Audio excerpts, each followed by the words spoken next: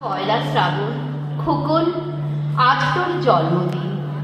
তুই যখন জন্মেছিলি আমরা তখন যাদবপুরে নতুন গড়ে ওঠা কলোনির টালির ঘরে। তোর স্কুল মাস্টার বাবা সেই হ্যারিকেনের আলো জ্বলা ঘরে আনন্দে আর খুশিতে ঝলমলে হয়ে উঠেছিলেন তুই আসার পর। তোর নাম রেখেছিলেন শুকর লাল। মানুষটার মনটা ছিল শিশুর মতো।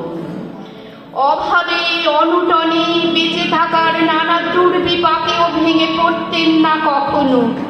সকলের ভালো চাইতেন মন থেকে। বলতেন, দেখো, একদিন এই দেশের মানুষ ঠিক খুঁজে পাবে মুক্তির পথ। শোষণ থেকে মুক্তি, দারিদ্র্য থেকে মুক্তি, অশিক্ষা থেকে মুক্তি। আজ পয়লা শ্রাবণ। খোকন, তোর আজ জন্মদিন। ছোটবেলায় তোর মনে আছে আমাদের ভাঙা মেঝেতে বাক্স থেকে বার করা মেজো মাসির হাতে তৈরি করা আসনটা পেতে দিতাম। সামনে রাখতাম ঠাকুরের আসনের প্রদীপখানা। তুই বসতিস বাবু হয়ে চুপটি করে। তোকে আমরা একে একে ধান দুব্বো মাথায় দিয়ে আশীর্বাদ করতাম। বাবা বলতেন, বড় হও, মানুষ হও। তোর বাবার সেই বন্ধু ঘোষ কাকা, তিনি বলতেন, বেঁচে পড়তে থাকো। তুই জিজ্ঞেস করতিস, মা, পড়তে থাকা মানে কি মা?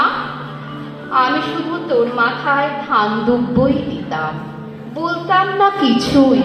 শুধু মনে মনে বলতাম, ঠাকুর আমার খোকনকে মস্ত বড় মানুষ করে তোলো। আমার খোকন যেন সত্যি মানুষ হয়, ওর যেন কখনো কোনো বিপদ না হয় ঠাকুর।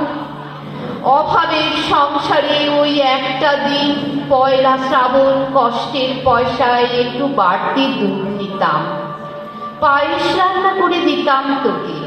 তুই খুব ভালোবাসতিস পায়েস খেতে। তোর বাবা বাস স্ট্যান্ডের দোকান থেকে নিয়ে আসতেন তোর প্রিয় মিষ্টি ছানার গজা। সামান্য স্কুল মাস্টারিতে কি বা আয় হতো? ঘরে বসে ছাত্র পড়িয়ে আসত কিছু। দাও দাও অভাবের আগুনে সে রসদ ফুটতে সময় লাগতো না। তোর বাবার জামা সেলাই করতাম আর বারবার বলতাম, আসছে মাসে একটা জামা বানিয়ে নিও। উনি হেসে উঠে বলতেন, বাদ দাও তো, খোকন বড় হচ্ছে, ওর জন্য ভাবছি দুধ রাখতে হবে আরো আছে। দুধের শক্তি বাড়ে, বুদ্ধি বাড়ে। শক্তি আর বুদ্ধি না হলে তোমার খোকন মস্ত বড় মানুষ হয়ে উঠবে কি করে? ভাবছি আরো দুটো টিউশনি নেব। ছাত্র পড়িয়ে পড়িয়ে মানুষটা দিনের শেষে ক্লান্ত হয়ে যেতে। বারান্দার ধার ঘেঁষে যখন রাতের অন্ধকারে জোনাকির ব্যস্ততা আর ঘরে তোর পড়া মুখস্থ করার একটানা সুর আমাদের কলোনির ভাঙাচোরা বাড়িটাকে জীবন্ত করে রাখত। তখন বলতেন আমায়, খাওয়া দাওয়া একটু করো, তোমার চেহারাটা বড় ভেঙে পড়ছে দিন দিন। শাড়িটাও তো দেখছি বেশ ছিঁড়েছে। কালই আমি ফেরার পথে একটা শাড়ি নিয়ে আসবো, ধারেই আনবো। আমি বলতাম, ধুর, সামনে খোকনের উঁচু ক্লাস, কত বইপত্র কিনতে হবে, কত খরচ। উনি দীর্ঘশ্বাস ফেলে চুপ করে যেতেন। জোনাকিরা নিস্তব্ধ অদৃশ্য আলোর আলপনা আঁকত উঠোনের আগাছার ছোপে। আবহ সঙ্গীতের মতো তুই ভেতরে বসে বসে পড়া মুখস্থ করতিস, ইতিহাস, ভূগোল, গ্রামার। ঈশ্বর আমাদের নিরাশ করেননি। তুই কত বড় হলি, সব পরীক্ষায় কত ভালো ফল হলো তোর। বাবা বললেন, আরো পড়ো, উচ্চ শিক্ষায় উচ্চ সম্মানের একমাত্র পথ। তুই আরো পড়বি। তারপর তোর চাকরি হলো কত বড় অফিসে, মনে আছে খোকা? প্রথম মাসের মাইনে হাতে পেতেই তুই কত কি কিনে এনেছিলি? তখন তো আমরা উঠে এসেছিলাম শ্যামবাজারে, 2 কামরার বেশ সাজানো গোজানো বড় ফ্ল্যাট। তোর অফিস থেকেই তো দিয়েছিল। সেই বাড়ি, সেই ঘর, সেই ব্যালকনি, কত স্মৃতি, কত ছবি।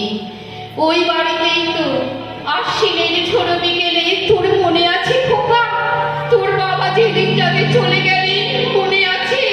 তুই বাবার বুকের উপর পড়ে যখন কাঁদছিলি হাপুস নয়নে, সত্য স্বামী হারা আমি সেদিন তোর সেই অসহায় মুখ দেখে আরো বেশি করে ভেঙে পড়েছিলাম।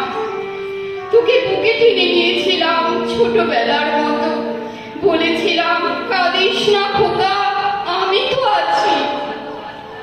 আজ পয়লা শ্রাবণ, কলকাতা থেকে অনেক দূরে এই মফস্বলের বৃদ্ধাশ্রমে আমি একেবারে একা খোকন। তোকে বড় দেখতে ইচ্ছে করছে রে, তোকে বৌমাকে আর ছোট্ট বিট্টুকে। তোরা এখন কত দূরে, সল্ট লেকের মার্বেল বসানো ঝকঝকে বাড়িতে। আজ তোর জন্মদিনের নিশ্চয়ই খুব বড় পার্টি হচ্ছে, তাই না রে খোকন? লোকজন, হইচই, খাওয়া দাওয়া, খুব ভালো, খুব ভালো। খোকন, আজ পয়লা শ্রাবণ। আমার বড় মনে পড়ছে যাদবপুরের ভাঙা ঘরে রাত্রে তুই আমার পাশে শুয়ে মাঝে মধ্যে হঠাৎ খুব ভয় পেয়ে জড়িয়ে ধরতিস আমাকে। আমি বলতাম, ভয় কি রে, আমি তো আছি, মা তো আছে খোকনে। যার মা আছে তাকে কি ভূতে ধরে? তুই নিশ্চিন্ত হয়ে ঘুমিয়ে পড়তিস আমার বুক জুড়ে। তোর আধুনিক সংসারে এই বুড়িটার একটু ঠাঁই হলো না রে। প্রতিমাও তো মা, ওরও তো আছে আমার খোকনেরই মতো কোল আলো করা চাঁদের টুকরো। কিন্তু সময়ের কি আশ্চর্য পরিবর্তন। খোকন, তুই বোধহয় এখন আর পায়েস খাস না, তাই না রে? তুই জানিস না খোকন, আজ আমি পায়েস রান্না করেছি। হ্যাঁ, তোরই পাঠানো টাকায়। সারাদিন সেই পায়েসের বাটি সামনে নিয়ে বসে আছি রে, এখানে এই বৃদ্ধাশ্রমে।